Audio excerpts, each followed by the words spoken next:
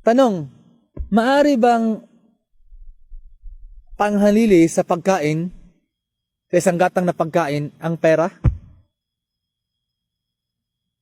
Tinanong si Imam Ahmad rahimahullah ta'ala, ayon kay Imam Abu Dawud, na estudyante ni Imam Ahmad, ito sa Imam Abu Dawud ay yung author ng Sunan. Tinanong si Imam Ahmad patungkol dito, u'ti darahim ya'ni fi sadaqatil fitr. Ya Imam, anong sagot Imam Ahmad? Nang tinanong siya, maari ba ako magbigay ng pera sa zakatul fitr? Ya Imam? Sagot Imam Ahmad, akhafu an la yujzi khilafa sunnati Rasulillah sallallahu alaihi wasallam. Natatakot ako na hindi ito sapat dahil salungat ito sa sunan ng mahal na propeta Muhammad sallallahu alaihi wasallam. Kaya nga, ito ay pananaw ng kadalasan o karamihan sa mga ulama. Majority ng mga ulama ay nagsasabi na hindi sapat na panghalili ang pera sa isang gatang na pagkain.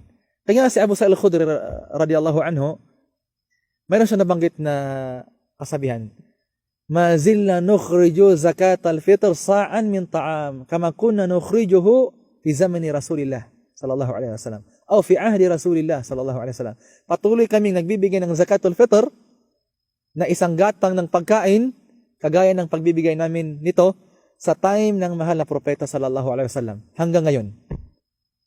Allahu Akbar. Kaya ito ay pinanghawakan ng mga ulama kagaya na Ibn Hazm ni Imam Nawawi. May fatwa si Imam Abu Hanifa, ganon din si Umar bin Abdul Aziz, ganon din si Al-Imam Al-Thawri, at ganon din si Imam Al-Hasan Al-Basri na maaaring magbigay ng pera. Subalit, indal hajah, kapag kailangan.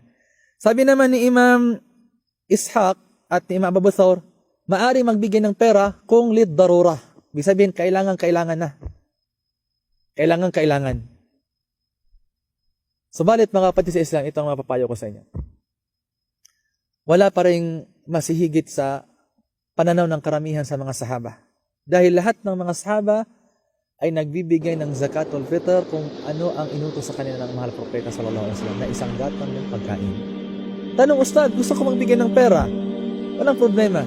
Di ba ang pagbibigay ng zakatul fitr 2 or 1 day before the Eid, 2 days before or 1 day before the Eid, mas main magbigay ka ng pera, sadaka, ang iyong intensyon, at ang pagbibigay ng zakatul fitr na isang gatang na pagkain ay sunnah. Ibig sabihin, na-achieve mo, na-accomplish mo ang sunnah na isang gatang na pagkain at the same time, nakapag-sadaka ka pa na pera. Allahu a'lam. Sallallahu alaihi wa sallam, barak ala nabiyina Muhammad wa ala alihi wa sahbihi ajma'in.